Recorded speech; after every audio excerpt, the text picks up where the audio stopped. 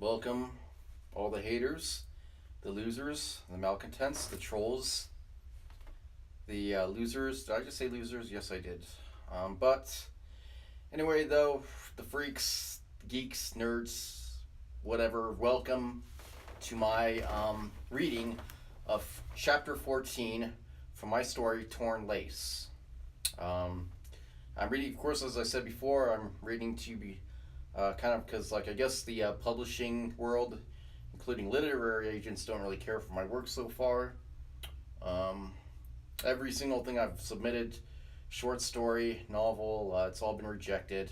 Um, so I'm gonna take my stories and bring it to you, the public, and kind of bypass,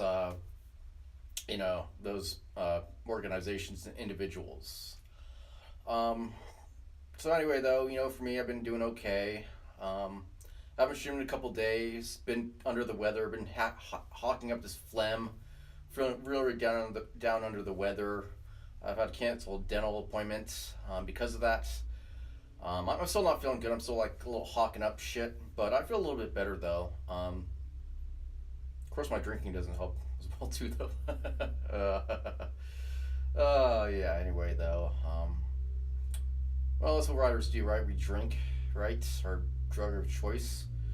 Of course, because I'm autistic, I have problems communicating with people, so I can't exactly go down to the nearest corner and, see who the dealers are, and so I can get some cocaine or some ecstasy or something like that.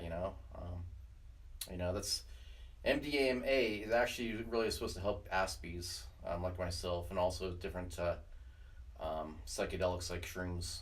Um, but anyway, I'm gonna digress kind of. Just kind of like when I talk about my life, it gets very depressing. Um, kind of a very like isolation and loneliness. I've moved around a lot as a kid, and so I didn't really have. There were a lot of times I didn't really have that. I didn't really have that good of a time during school. I'm definitely not one of those fucking people who like wishes I was back in fucking high school. No, fuck that. No, I've been through enough bullies and hell for that shit. Fuck that. To this day, I still don't care for police and teachers and church leaders and people of authority. I find them to be hypocrites. They say what they need to make themselves feel better. And this extends, I think, both to conservatives and liberals as well too. I think they're very disingenuous as a whole. That's another thing where I don't want to start ranting about politics because that really just triggers me a lot of times, almost as much as like the pit bull haters out of the world, like the psychopaths who want to kill innocent pit bulls.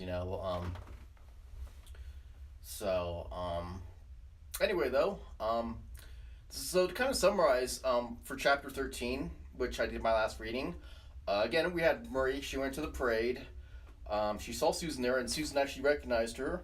And so she went home and she went back and met Susan at this one fancy restaurant. Susan was, of course, was intoxicated as well. And basically, she really seems to be spiraling out of control more and more. She's gone from eccentric, I think, to being very cruel to Marie. She's basically forced Marie to drink, even though it's kind of implied that Marie was an addict at some point in her life, right? And who knows? Maybe I'm an addict personally, right? But anyway, though, so that's kind of like and towards the end, Susan mentions to Marie that that there was a way out from San Francisco.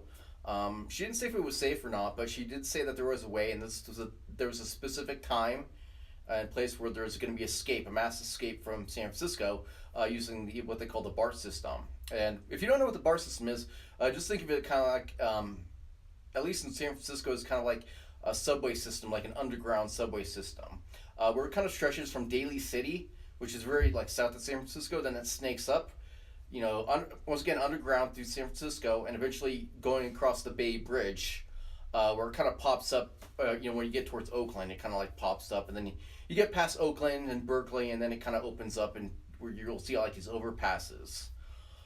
Um. So yeah. Anyway, though, that was chapter 13, and so I'm going to read to you chapter 14, Homecoming. So I'm going to read it to you from my closet. So here we go. Hopefully I won't cough up along reading this.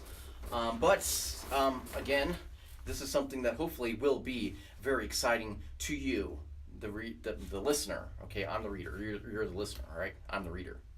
Yeah. Okay, so chapter 14, Homecoming. Even past dusk, the bright lights of the city illuminate fat bags of gray clouds hovering over the sky. A few droplets escape from the atmospheric contents and land on Maria's head. These are soon followed by a steady drizzle on the mob in front and behind her. The old and the young, the wealthy and the less affluent, all share glances of nervous trepidation and outright fear, compounded further in their misery by the moist conditions.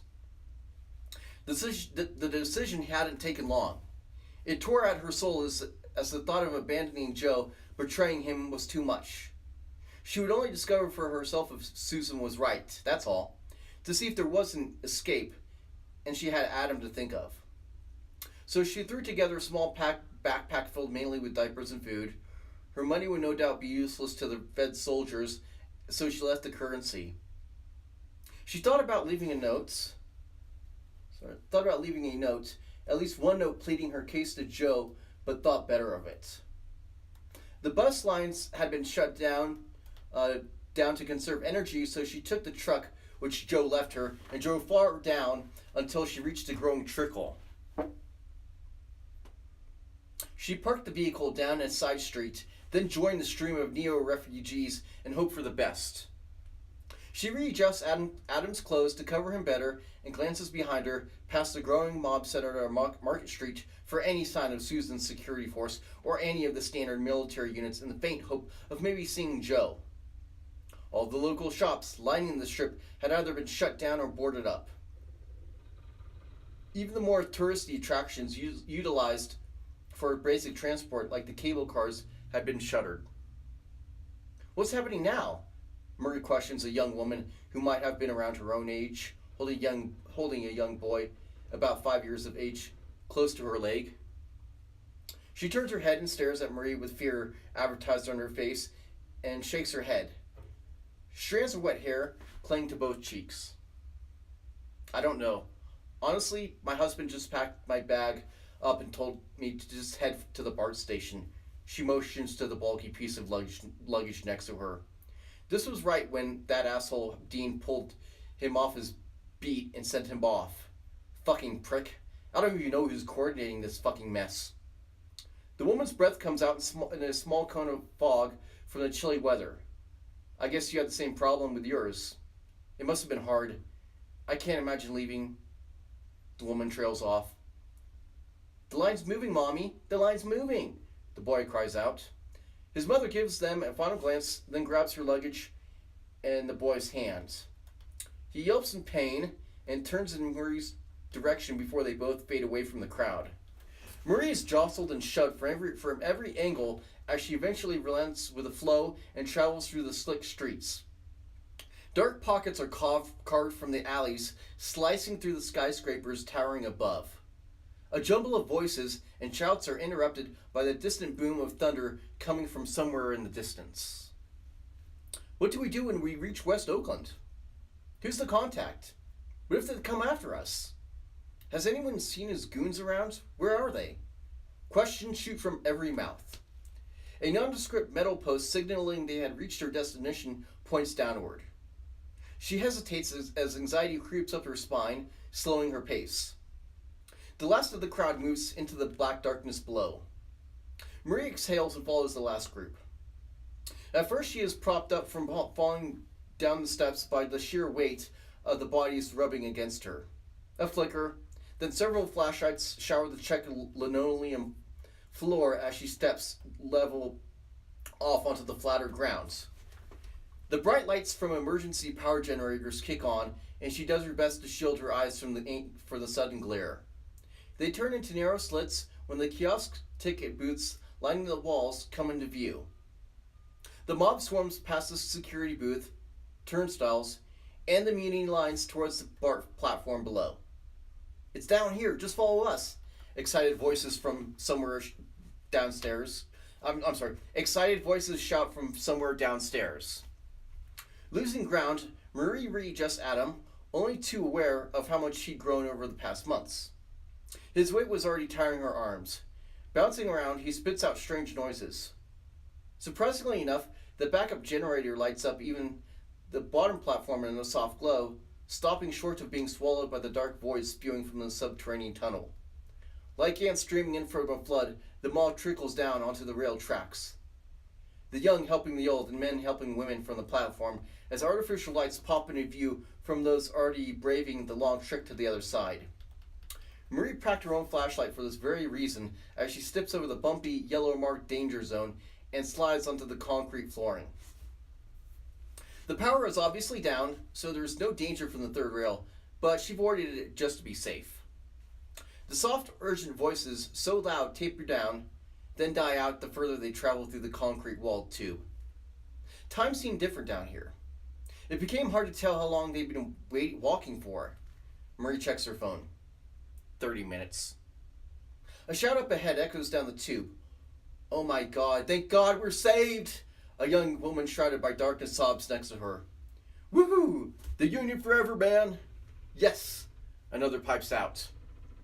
A blur of events set into motion like a runaway train as she is almost knocked down by the surging mob despite the pitch black.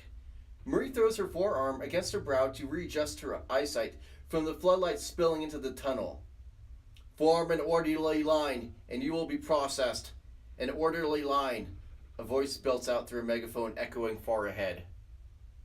The hushed voice is abuzz with new optimism, rippling down the line despite it slowing down again. Fuck, how long is this going to take? Marie glances in the direction of a familiar face. Saul Cohen? And then he's gone. Adam stutters and revs up before he belts out a long cry. "Shh, shh." Marie does her best to comfort him. His red face twists and contorts his discomfort. "Come on, lady, quiet your fucking kid down." Marie looks up in surprise at a young soldier no older than 20, gaunt with obvious hunger and fatigue, glaring at her.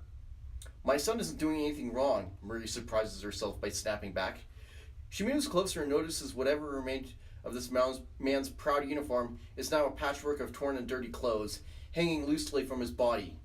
Both arms are crooked over an automatic rifle of some kind. "What company are you from?" Marie asks. "How do we know you're federal?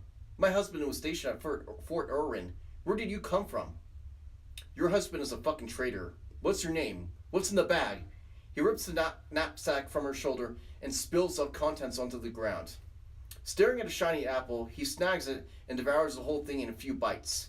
Juice drips down his chin as he stares at Marie with a completely different type of hunger. Shouts and screams far ahead echo off the walls, breaking the irate muttering around her. The soldier breaks off his stare and whips his head around. "Stay calm. You will be processed as refugees. Just stay calm." Out of the shadows, Marie recognizes the young boy from the street. His mother follows soon behind. To Marie's horror, the woman's eyes are wild with fear. Her ripped clothing flapping behind her, she barely holds on to. "No, no, no!" she screams. The soldier lurches out and grabs her. "No, you don't. No, you don't," he grunts.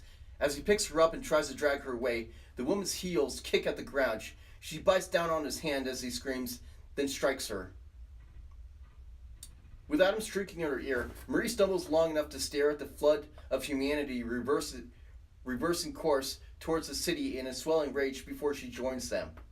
The loud bang of gunfire, separated at first by short intervals, then the constant tap, rings through the dark like so many sounds amplified by the tunnel. The only thing she hears is the sound of her laborious breathing. The only thing keeping her going is the adrenaline. She reaches the end, slides Adam onto the yellow platform, and doubles over short of breath. Her hands on the edge, she glances left to see flashes of gunfire come closer as the soldier bursts from the darkness. A piece of body armor hangs from his tattered camouflage uniform. He holds a pistol in front of him and fires at the mob retreating over the flat platform.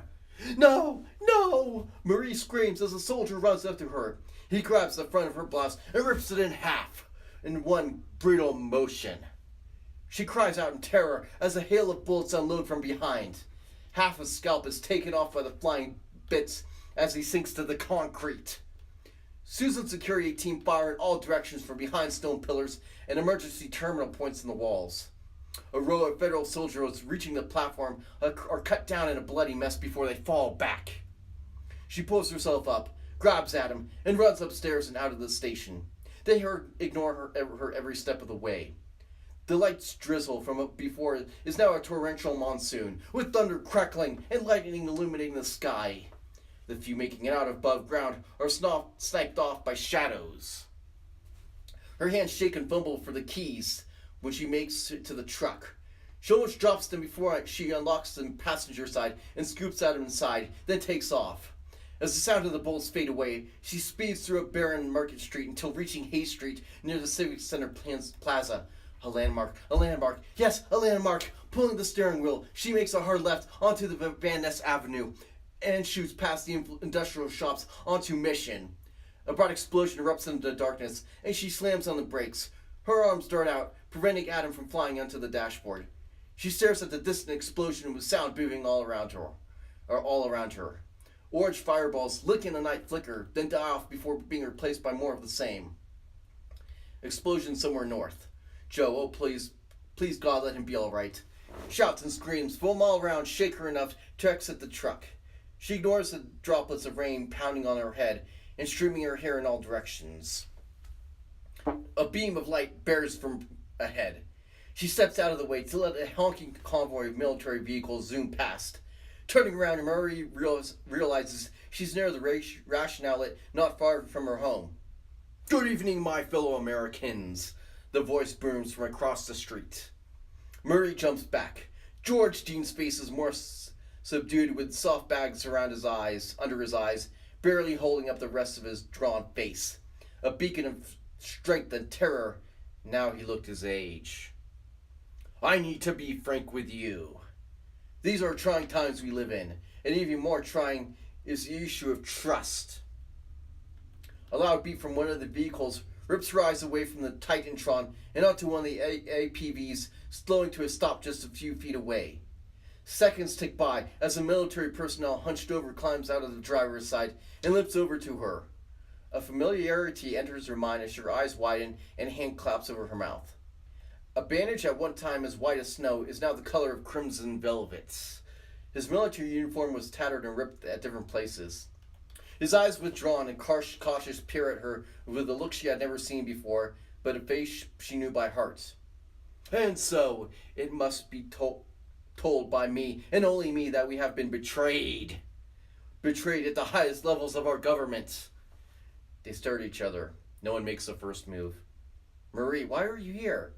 Where's Adam?" "Joe, oh God, Joe, what happened?" Marie ignores his question. She runs up and throws her arm around his neck for her dear life. "I made the wrong choice, Marie. I made the wrong choice," he sobs into her shoulder. No, you didn't, Joe. No, you didn't. You were right. You were so right." Tears replaces her lost adrenaline as she feels the first wave of fatigue invade her body.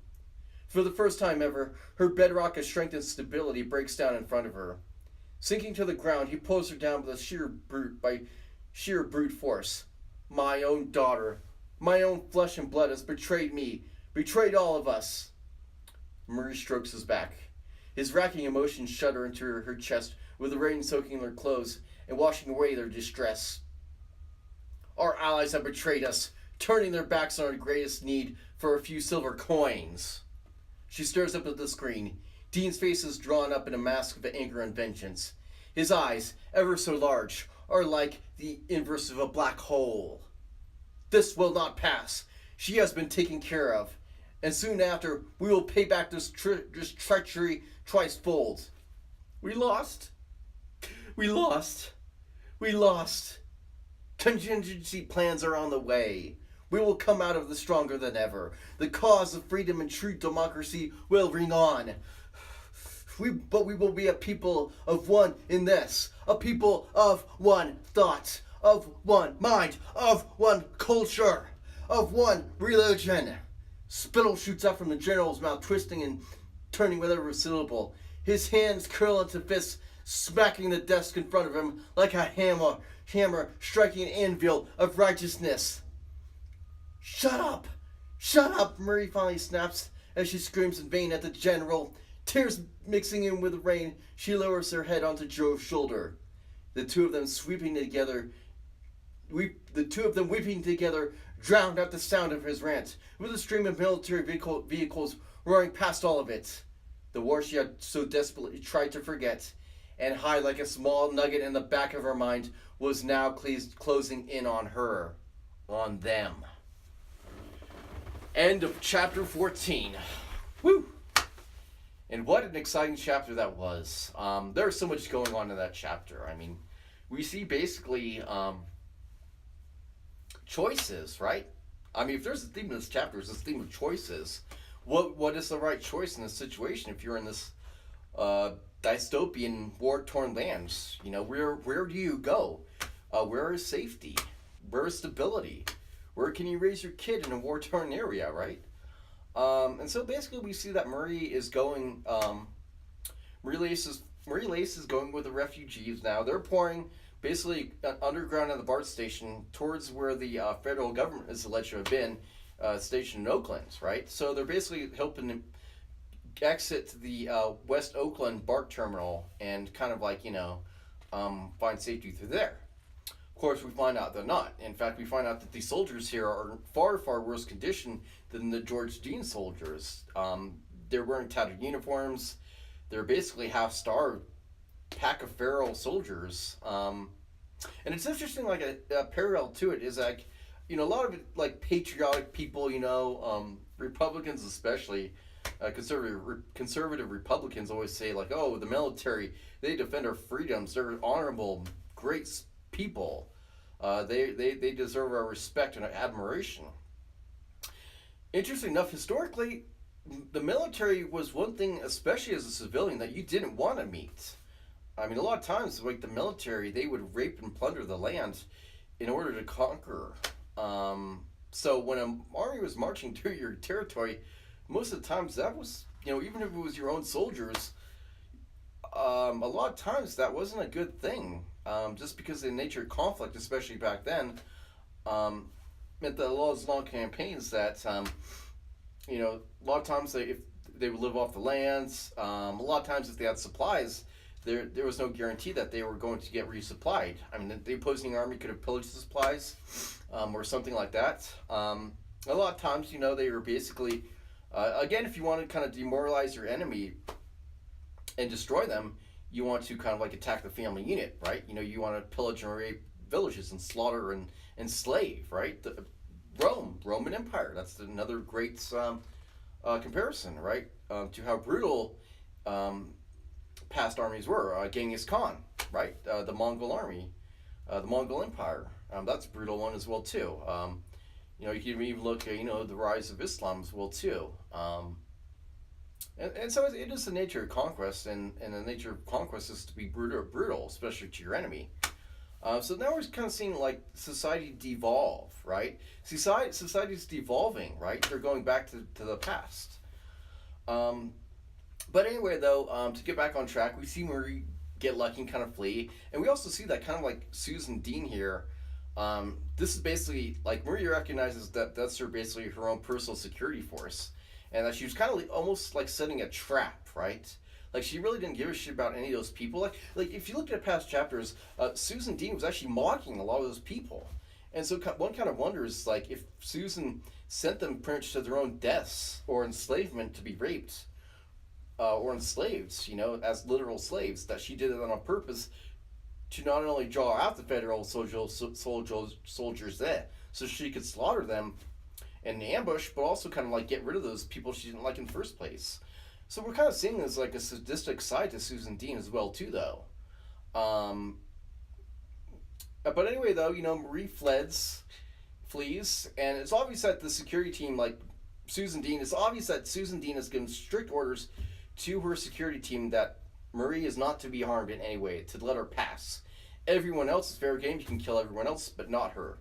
And her child. She's special. And we see her flee in her truck. She's going back, and eventually she actually sees her boyfriend, Joe, right? So we're seeing Joe here, and eventually, like, again, they probably did the offensive north of the Golden Gate Bridge, and it's the Bay Bridge was basically, I guess, I don't know what happens. But it's kind of like it seems that probably most likely there was some type of ambush that the feds also made as well too. Again, if that was like Susan Dean's fault or George Dean's fault, it seems like it's Susan Dean's fault that she planned all this shit out because she is head of intelligence, so she may have been sending their units to their deaths as well too. But as we can see though, with them, like Marie says, like Joe says to her, like, "Oh, I made the wrong choice. I made the wrong choice. I should have stayed with the federal government." And Marie says, "No, no, no, no. That's because she basically has seen that they're basically reduced to animals. This part, the soldiers are reduced to their base instinct, right? So we're kind of seeing some interesting things going on here, right? It's very interesting, I think, because yeah, I mean, and it also as a storyteller, it is interesting, like the information, what you tell readers and what you don't tell readers, what one character knows and what other character doesn't know. Like Marie is smart enough to where she knows that Joe made the right decision in staying in San Francisco and staying with George Jean. But again, it's obvious that Marie hates George Jean, and we're not really sure what she feels about Susan Dean at this point. Um, but even though she hates George Jean, she knows that just from what she's witnessed that he made the right choice. That whatever happens, they still have supplies here. They're still being fed. They still have alcohol, shipment of food, and wheat coming in. But as we see from George Dean, though, as he made the address, though, they have been betrayed by their allies. He's even being betrayed by his own daughter, Susan Dean. So I think it's pretty much obvious at this point that she set a trap. Not only did Susan Dean set a trap for the refugees fleeing across the Bay Bridge going east towards Oakland, but she set a trap for her own father's units going north past the Golden Gate Bridge, right? So there's a lot of interesting stuff going on with Susan, and I think just personally, it makes Susan Dean so much more of an interesting individual. And so anyway, that's it for chapter 14. It's pretty exciting. I think you can see we're getting to the end of the story. And so I'm not sure. I forget if the next chapter if it's going to be the end of the story. I forget. It's been a long time since I wrote the story. But anyway, that's Torn Lace, chapter 14. I'll be reading chapter 15 either tomorrow or some other day. Like I said, I've been feeling under the weather, so I wasn't even sure if I was going to make this video just because, I don't really feel that great. Plus I got to eat something as well, too. Good, yeah, I feel tired already, man. So I may just close down this stream early on. So anyway, that's it for the story, and that's what's going on with my life. The life of an autistic author. Oh man, it's a tough road, man. I don't know. I just I don't know. I always thought in my life I'd be good at something, and so hopefully I don't have anybody watching. I think I had a couple of people watching before, but I don't know. This is more therapeutic than anything else. So if you like it, I'm glad. If you don't, well, there are other channels. But I hope you enjoy my stories. And even if you don't watch me live, you can go back to my past broadcasts. I'm on Twitch. I'm on YouTube. The Retired Troll King. I've been trolling the internet since 1996. I'm sick of trolling the internet. Let younger trolls,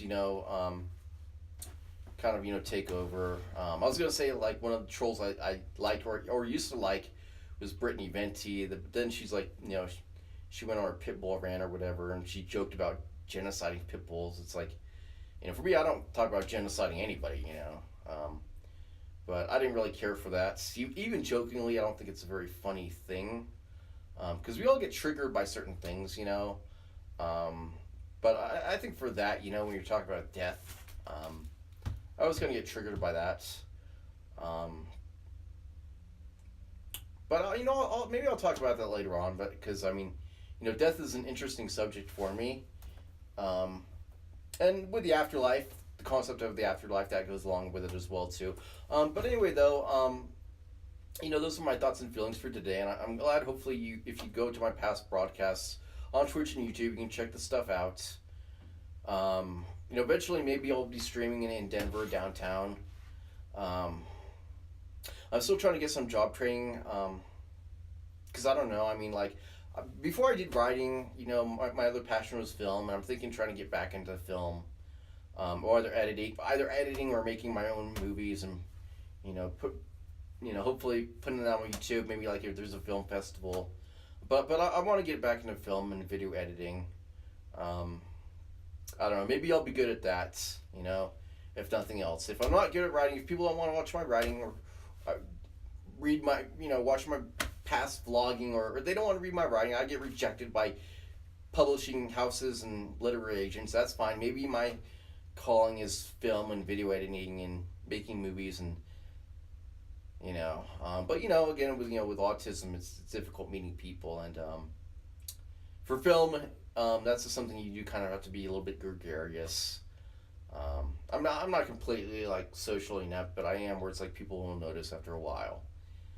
And I can only act so long, like 10 to 15 minutes before I just become exhausted. I feel like I'm an actor. I can only act for so long. I can only act for so long to keep up the fucking facade. Oh man, but anyway, I'm starting to get depressed now. So, so this is me, the retired troll king, in my closet. I'm gonna be closing up this broadcast for another day. Hope you enjoyed it. I'm gonna have a sandwich and some tomato soup for dinner.